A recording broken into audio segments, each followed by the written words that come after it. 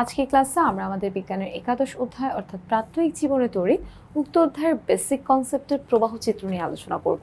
So আমরা আমাদের প্রাত্যহিক জীবনে তড়িৎ উক্ত অধ্যায়টিতে শুরুতেই ব্যাটারি নিয়ে আলোচনা করব এবং আমরা জানি আমাদের ব্যাটারিটা তিনটা জিনিস দ্বারা গঠিত। সেগুলো কি কি বলতো? আমাদের অ্যানোড, ক্যাথোড এবং ইলেকট্রোলাইট, এই তিনটা জিনিস দিয়ে বেসিক্যালি আমাদের ব্যাটারিগুলো গঠিত হয়। এই চ্যাপ্টারে আমরা বর্তনী নিয়ে আলোচনা করব।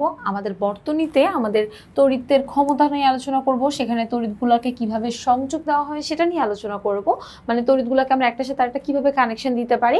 সংযোগকে আবার দুই ভাগে ভাগ করা হয়, একটা হলো শ্রেণী সংযোগ, একটা হলো সমান্তরাল সংযোগ। শ্রেণী সংযোগের আরেকটা নাম আছে হুইচ ইজ সিরিজ সংযোগ বা সিরিজ সার্কিট, আর একটা সমান্তরাল সংযোগ যেটাকে বলা হয় প্যারালাল সার্কিট। ঠিক আছে, সো আমাদের সিরিজ সংযোগ কোনটা আর প্যারালাল সংযোগ কোনটা সেটা যদি আমরা একটু দেখে নিই।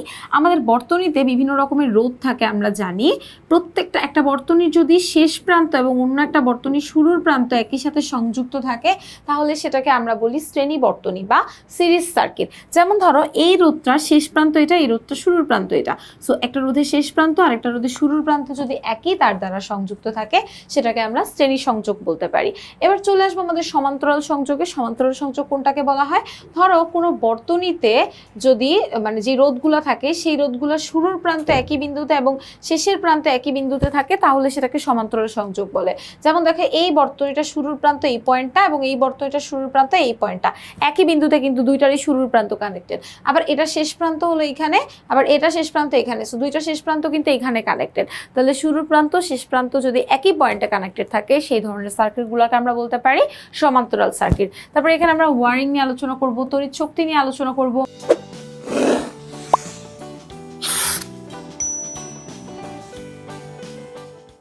তারপরে দেখো আমাদের তড়িৎ শক্তির মধ্যে আইপিএস এর কথা বলবো, ইউপিএস এর কথা বলবো।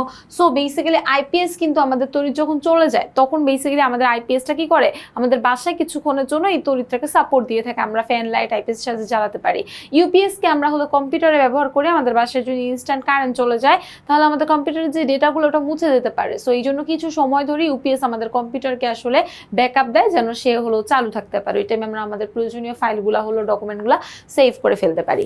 তারপরে দেখো লোডশেডিং হয় আমাদের। আমরা জানি যে যখন আমাদের তড়িৎটা আমাদের চাহিদার তুলনায় কম হয়ে যায় তখন আমাদেরকে বিভিন্ন এলাকায় কি করতে হয়, পালাক্রমে লোডশেডিং আসলে করতে হয়। সো সে কারণে লোডশেডিং। আবার সিস্টেম লস, সিস্টেম লসটা কি একটা জায়গা থেকে অন্য জায়গায় আমরা যখন তড়িৎকে সরবরাহ করি তখন আমাদের সেখানে কিছু পরিমাণ তড়িৎ শক্তি ব্যয় হয়ে যায়, এটাকে আমরা কি বলি, সিস্টেম লস বলে থাকি। সেটা নিয়ে আমরা আলোচনা করব। তারপরে দেখো এখানে আমরা প্রতীক নিয়ে আলোচনা করব। মানে আমাদের এই যে বর্তনীতে বিভিন্ন রকমের প্রতীক দেওয়া থাকে সেই প্রতীকগুলো নিয়ে যদি একটু আলোচনা করি, এগুলো কিন্তু এমসিকিউ পরীক্ষার জন্য খুবই ইম্পর্টেন্ট।